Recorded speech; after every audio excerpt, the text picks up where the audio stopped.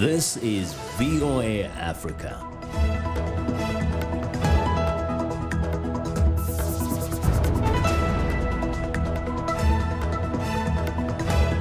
Good evening, I'm Esther Gidhu. It's Tuesday, February 4th.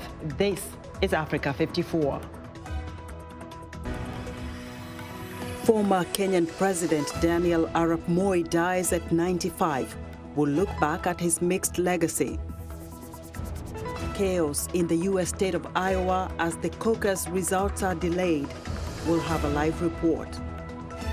And Africa 54 takes a closer look at the fight against female genital mutilation, the progress made and challenges that lie ahead.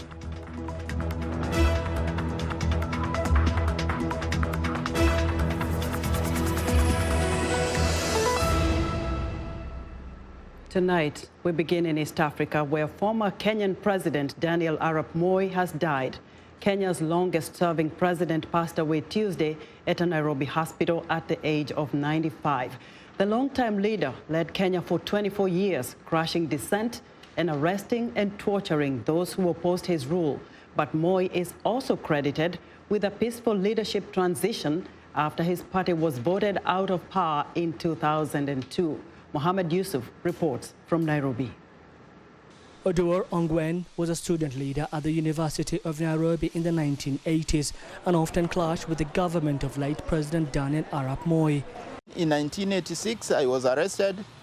Again, on a charge of sedition, I was jailed for 4 years, which I had to serve at committee maximum prison. So those are the kind of prices I and many of our colleagues, which was progressive student leaders, had to pay for standing out to say that Kenyans deserve better. Naapa kwamba nitatenda kazi zangu. As Vice President, Moi came to power in 1978 after the death of Kenya's first president since independence from Britain, Jomo Kenyatta. Kenya became a de facto one-party state under the Kenyan African National Union Party.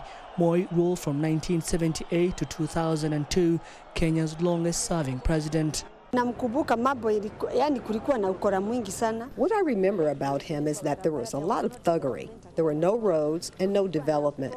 There were a lot of street children, and the city was very dirty. In other words, infrastructure was very bad. But on the positive, life was not that bad.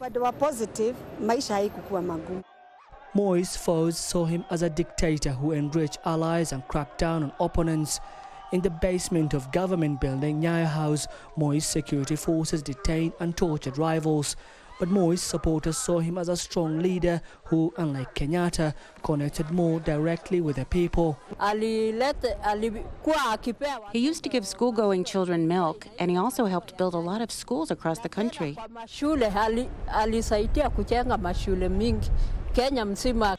In 1990, President Moi gave in to internal and international pressure to allow multi-party elections, which he won in 1992 and 1997. Moi was constitutionally barred from running again in 2002, and his party's candidate Uhuru Kenyatta, the son of the first president, lost to Mwai Kibaki. Though Kenyatta will later be elected in 2013 and 2017, Moi quietly retired from politics. He was quick to read the changing times. He was quick to see that the wind was so strong he could not stop it. So he quickly allowed in change, and as the saying says, don't stop change. Bring it on and then manage it. I think he did that very, very, very effectively. Former President Daniel Arap Moi leaves behind a mixed legacy as Kenya is still struggling to free itself from the corruption and abuses rooted in the Moi era. But Moi can also be credited with bringing multi-party democracy to Kenya and creating the modern presidency. Mohammed Yusuf for VOA News, Nairobi. The White House on Friday issued an expanded version of President Donald Trump's travel ban that suspended immigrant visas, a category that includes family visas. Among the 6 countries affected are 4 African nations: Nigeria, Eritrea, Sudan, and Tanzania. U.S. Homeland Security says the restrictions are needed because the countries have failed to meet U.S. security and information sharing standards. For reaction to the travel ban, I'm joined in the studio by Isaias Gebrekidan, an immigration lawyer based here in Washington, D.C., and a native of Ethiopia. Isaias, welcome to Africa 54. Thank you for having me. Now, there are a lot of people who have actually panicked after this ban was announced Friday. They have been awaiting green cards, others to reunite with families. What is your advice as a family, as an immigration lawyer to these families? My advice is the ban that was issued by the proclamation comes into effect on February 21st. So if they are going to have an interview before that and have a visa issued to them, that's excellent. But if they couldn't do it before the deadline, then they still should go through the process and apply for a waiver. They don't have to fill any form, they don't have to pay anything, but they have to be prepared to present their case, because one of the requirements to get the waiver is if you are denied a visa, it's going to cause you undue hardship either to you or to the person who is sponsoring you. So they have to be prepared to present their facts and documents to show that they qualify for a waiver. But you know, when you come into the U.S. as an immigrant, there's a process, there's a waiting time sometimes, even if you had applied for whatever kind of visa. Yes. So I'm just wondering, how does this ban affect various countries, especially those 4 countries of Tanzania, Sudan, Eritrea, and Nigeria? And is there any difference in terms of this ban for each particular country? Yes, so the travel restriction is not the same across the countries. For instance, if we take Eritrea, the ban is imposed on immigrant visa. Still, people from Eritrea can come to the US as a non-immigrant applicants. The same thing with Nigeria. When it comes to Nigeria, the ban was imposed on immigrant visa. Still, people from Nigeria can come as non-immigrant, as visitors, or temporary for work. But when it comes to Sudan, the restriction only applies to DV lottery. So still families can come to the United States. The ban doesn't affect them. Now, what about American citizens who have adopted children from any one of these countries? Are they still going to be able to bring those kids here? So it depends on when they get their visa. If they are able to get the visa before February 21st, then there is going to be no problem. But if the deadline has passed, they still have to apply for a waiver. And one of the factors that affect whether a person can get a waiver or not is the age of the visa applicant. If the visa applicant is a child, there is a good chance that he would get a waiver and can still come to the United States. Now, various groups in the United States, including some congressional leaders, have voiced their concern. They are very unhappy with this ban. Can anything change at the congressional level? Well, of course, Congress can issue a law that overrides the presidential proclamation, but chances are very low that this Congress is going to issue a law that cancels the proclamation issued by President Trump. So what are some of the concerns you're hearing from your clients as an immigration lawyer here? They don't have all the factors, so they have panicked, a lot of them. And some of them thought that just because their country is listed as one of those banned, they thought they don't have to apply for a visa. But like I said before, they should, and they should be prepared to ask for a waiver. Isaias, thank you very much for your perspective on this. You're welcome. Right. Isaias Gebrekidan is a Washington, D.C.-based immigration lawyer.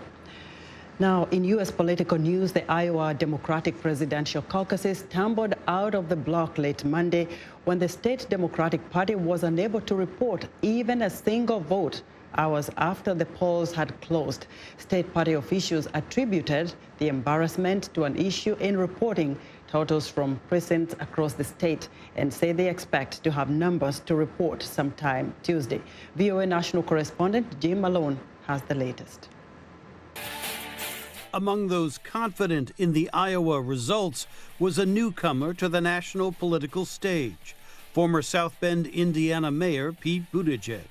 We know by the time it's all said and done, Iowa, you have shocked the nation because, by all indications, we are going on to New Hampshire victorious. Also expecting a favorable result was Vermont Senator Bernie Sanders, who narrowly lost the Iowa vote to Hillary Clinton 4 years ago. Today marks the beginning of the end for Donald Trump, and all of that hatred, all of that divisiveness is going to end when together we are in the White House. Former Vice President Joe Biden, often seen as the national frontrunner, is already looking ahead to next week's New Hampshire primary. We're going to walk out of here with our share of delegates. We don't know exactly what it is yet, but we feel good about where we are. And look, so it's on to New Hampshire. Another candidate looking for momentum in New Hampshire is Massachusetts Senator Elizabeth Warren. A stronger party and a stronger nation when we unite around our shared values to advance justice and expand opportunity to everyone. Warren, Sanders, and Minnesota Senator Amy Klobuchar were limited in campaigning in recent weeks because they were attending the Senate impeachment trial of President Trump. Even in a crowded field of candidates, during the well-earned impeachment hearing of Donald J. Trump, which kept me bolted to my Senate desk for the last 2 weeks, we kept fighting. And you kept fighting for me. All around Iowa, Democrats turned out in high numbers to attend local caucus meetings and line up for the candidate of their choice. And now the contenders head to New Hampshire for the next campaign test next Tuesday. Jim Malone, VOA News, Washington. Now for more on the Iowa caucus situation, VOA's Dile Diko joins me live from Iowa City. Hello, Dile. We've just mentioned the results were delayed. Where does the situation stand as we speak?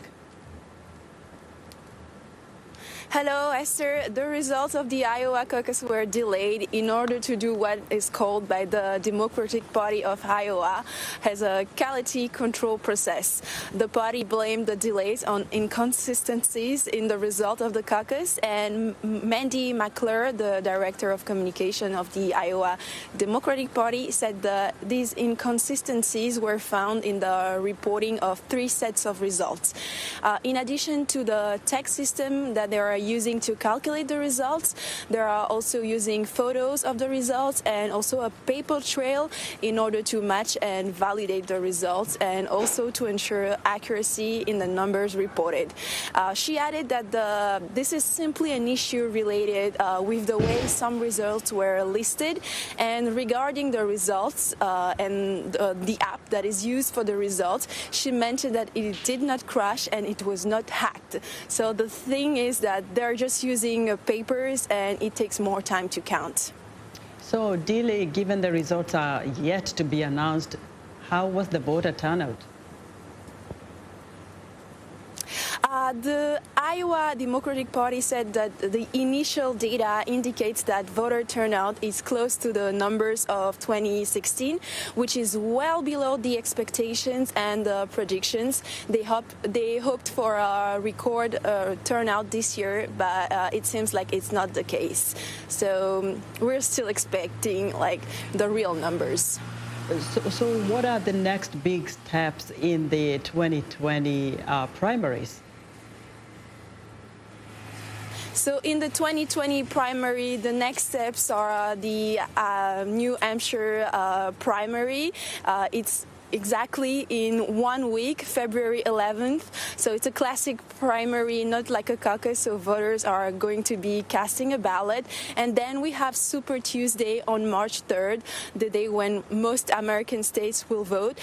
14 states, including California and Texas, the 2 most populous states in the country. It is anticipated that more than a third of the American population will vote on Super Tuesday. Right. And finally, the last major step of the primaries will be the Democratic Convention. Thank you so much, Dile. Dile Diko is a reporter for VOA French to Africa and we'll be right back.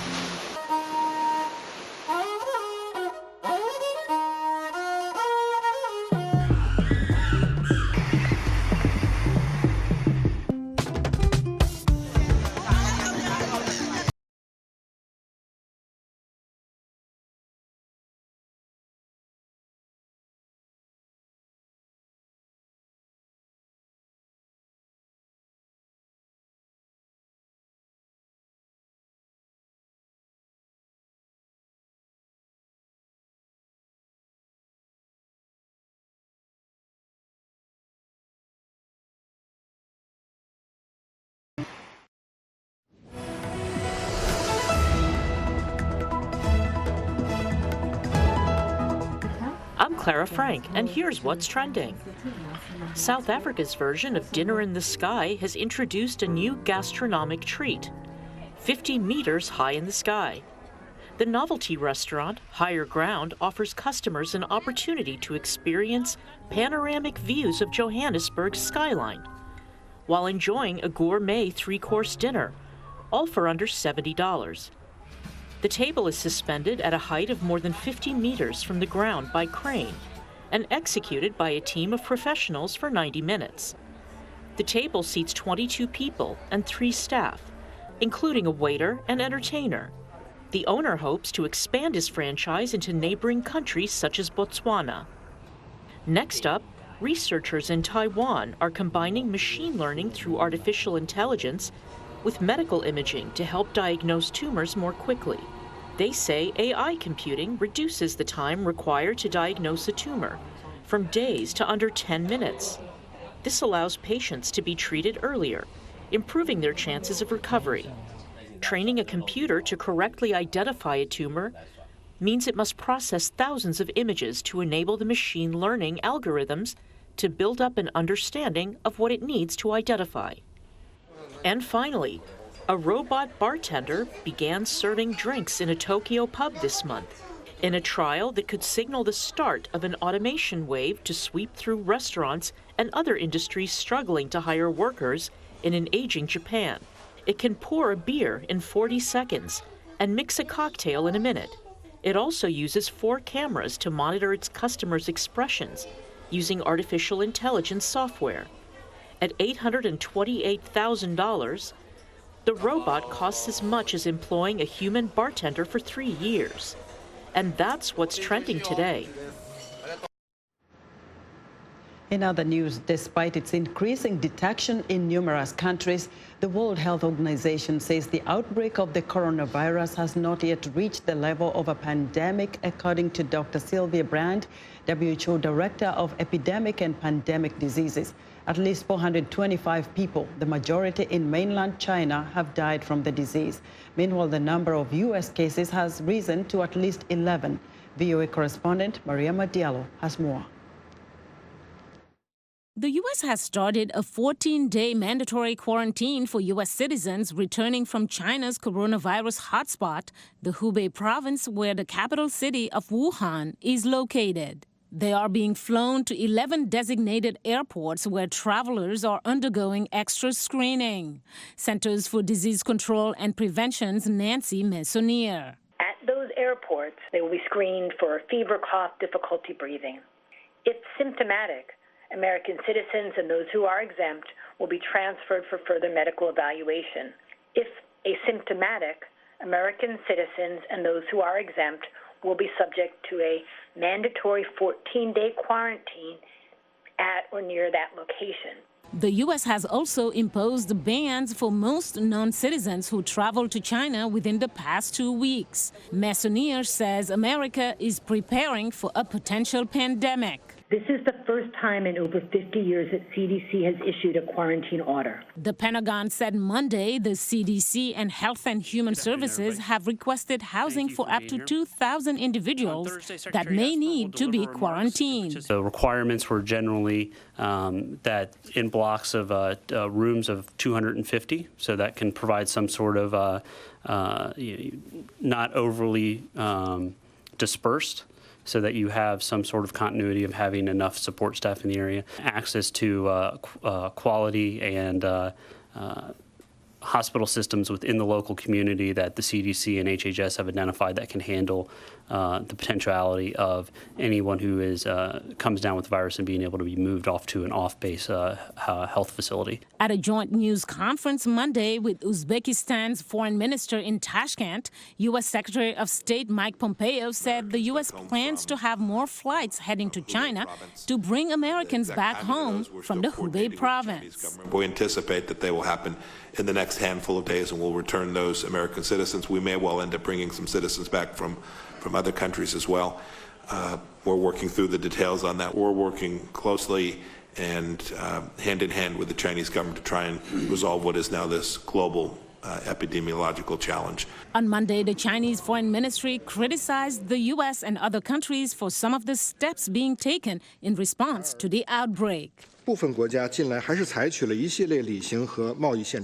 countries have taken travel and trade restriction measures, including preventing foreigners who visited China over the last 14 days from entering, denying entry to Chinese citizens who hold passports issued by China's Hubei province, denying visas, and canceling flights. As mentioned by Dr. Tedros, we need facts, not fear. We need science, not rumors. We need solidarity, not stigma. Now, more than 30 countries are restricting travel from China. Mariama Diallo, VOA News.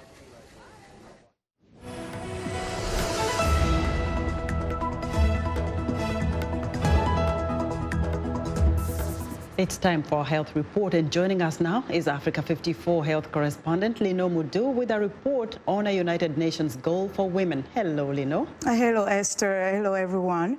The UN Sustainable Development Goals calls for an end to female genital mutilation by 2030 and a Goal 5 on gender equality. The UN says FGM is a universal problem, although primarily concentrated in 30 African and Middle Eastern countries. It's also practiced in some countries in Asia and Latin America. It continues to persist in immigrant populations in Western Europe, North America, Australia, and New Zealand. Female genital cutting, also known as female circumcision, comprises all procedures that involve altering or injuring the female genitalia for non-medical reasons. It is recognized internationally as a violation of the human rights and the health and the integrity of girls and women. According to the UN worldwide estimates, at least 200 million girls and women alive today have undergone some form of female genital cutting. Girls 14 and younger represent 44 million of those who have been cut. Joining me now is Angela Peabody, Executive Director and founder of the Global Women Peace Foundation. Ms. Peabody, welcome to the show. Thank you. Thanks for having me. Conversations around FGM, as well as initiatives to end the practice, have been ongoing for years. You've been involved for many years as well. Even the UN has included it in the Sustainable Development Goals. How far have we come? What is your assessment? Well, from the time I started this crusade of mine, I think we have made strides, but not enough. We still have a long way to go.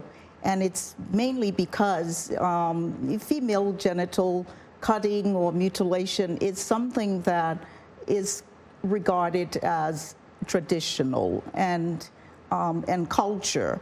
And so when you tell people who believe in their culture and traditions, they need to stop that, they're not going to welcome that. So absolutely, yes. Because when you touch people's culture, it becomes a problem. So what is the alternative? How do you convince them to stop or to move to a different way of doing things, if you will? From my experience, it's lots of education, lots of information. convincing them that it's okay. We believe in culture. We believe we uphold our traditions. But when traditions harm little girls and women, then it's something you need to reconsider. And I think educating the people who practice it on what are the after effects, what the girls go through after it's done to them, beside the immediate physical harm that it does to them or hurt. There's also the lifelong psychological pain. Those scars never leave them psychologically. So you work in the United States, but your reach is also global in Africa and other places. Yes. What can you do for the girls who call you and say, I was just cut, or I will be cut? What can you do for them?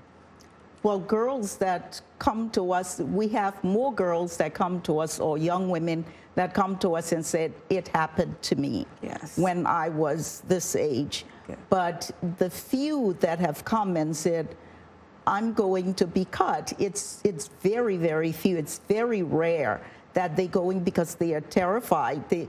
And most times they don't even know that they're going to be cut, because their parents are not going to come to them and say, we're going to cut you tomorrow. Yeah. So it always happens after the fact. And so what we are doing is trying to prevent it from happening to those girls. By doing what? By educating. Okay. By educating the parents, the communities, and making sure that everybody gets involved. How much of an impact do you see policies having? I mean, in a country like the United States, there are states where it is illegal, and it's illegal, and in some states it's still not illegal. Yes. So how much do this help in your work? Because when immigrant communities come, it's the culture still. Yes. What can you do with that? Yes, and as you know, we bring our culture with us. Absolutely. When we come from wherever we come, and so getting the communities involved and having town hall meetings and speaking at mosques and churches and schools and to school nurses, that helps. Okay. Even with law enforcement, including law enforcement. So an integrated approach. Yes. Angela Peabody, we have to leave it there. Thank you so much for joining us today. Thank you. And that was Angela Peabody. She's Executive Director and founder of the Global Women Peace Foundation. That's our health report for today. To stay in touch, find me on Twitter @LenoreMoudou. Esther? Thanks, Lenore. Be sure to watch Lenore Moudou's health reports each Tuesday right here on Africa 54. And that's our show for today. Be sure to watch Africa 54 on our website at voaafrica.com. From all of us here in Washington, have a good evening.